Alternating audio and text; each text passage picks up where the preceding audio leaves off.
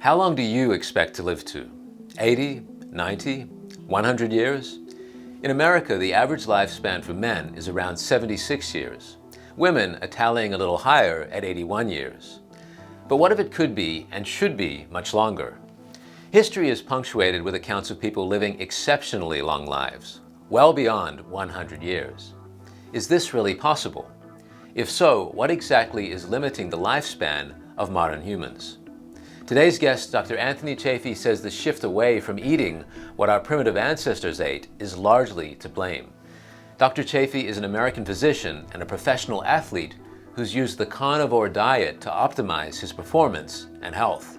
A diet comprised solely of meat, eggs, fat, and possibly some dairy. Is human health really on the upward trend that we've been led to believe it's on?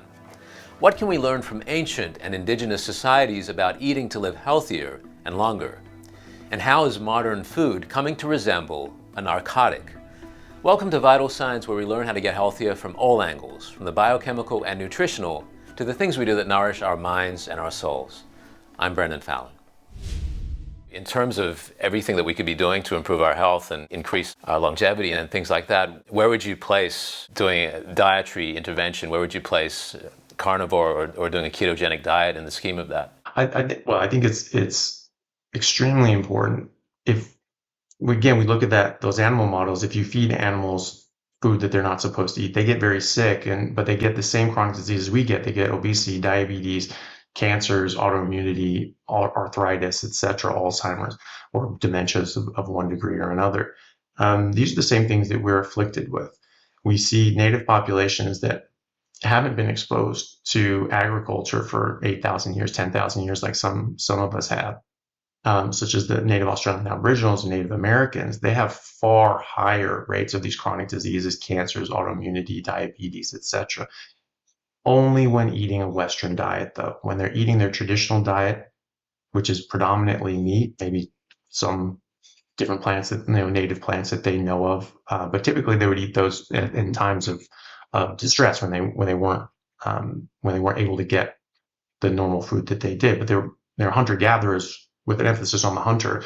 Native Americans, the Great Plains, they had bison. They just ate bison year round, and that's why the American military and government wiped out all of the bison, killed over 100 million bison, down to about 50 of them. And that was what Wild Bill Hickok said. It was like every buffalo killed is an Indian dead, because they require this for the year. They need that food. So they transitioned in the last 150 years or so, and we saw in real time their health be significantly impacted. And now they have some of the highest rates of chronic disease in any population. And I think that is solely on the head of eating an inappropriate diet. Now we have a lot higher rates. So when this was something that I learned as a child that sort of influenced my thinking, which was that when eating a Western diet, Native Americans are 4 times as likely to get all these chronic diseases. And so it just sort of struck me that must mean that it's from the diet, because if they don't eat a Western diet, they don't get those diseases, and and you'd see these diseases manifesting earlier than you would see in Europeans in general, I imagine. True, and even in European populations, they're manifesting earlier and earlier and earlier as the decades go on. In medicine, you look at different diseases, and this is where typically you have these peaks at different levels. Okay, this is for peaks in the 30s or the 40s or the 50s or the 60s, or maybe some more childhood-related illnesses and diseases. Strokes, heart attacks, dementia, these sorts of things are typically later on in life. Diabetes, type 2 diabetes, later on in life. Now they're becoming younger and younger and younger and younger and younger. In fact, in the 1990s or before, type 2 diabetes wasn't called type 2 diabetes. It was called adult onset diabetes, because it really only happened in adults. So sort of juvenile and adult. And then you had 10-year-olds getting adult onset diabetes, and they got fatty liver disease. And they said, well, hold on a second. Only alcoholics get fatty liver disease. This child's 10. He's never had alcohol in his life, and he's getting adult onset diabetes, but he's a child. How can he do that? And instead of actually examining this for 1 second and thinking, okay, what's changed? What have we done differently?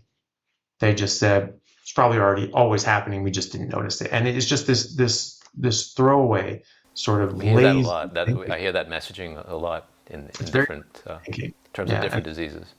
yeah. Well, and it's just not. It's just doesn't fit the facts because you can say that once, but they say, "Oh, we just weren't paying attention." Fine, okay, so they changed the name to type 2 diabetes and non-alcoholic fatty liver disease instead of actually thinking, okay, what's affecting this kid's liver in the same way as alcohol?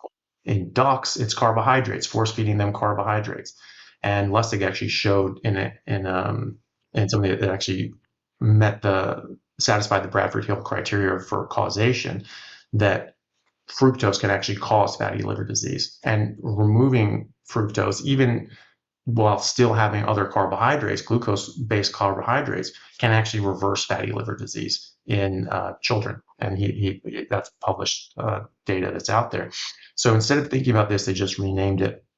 All those food intolerances people talk about, it's almost all SIBO. Here's the problem. People say, oh, I don't eat nightshades, so I don't eat things like eggplants and tomatoes, and I have less bloating.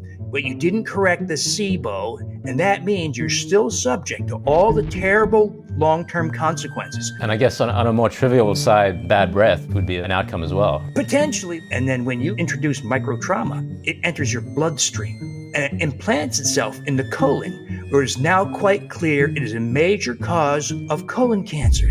One of the things I created was what I call SIBO yogurt. And what we do is we restore those microbes that we've all lost. So if you take the SIBO yogurt and you don't have SIBO, what else happens?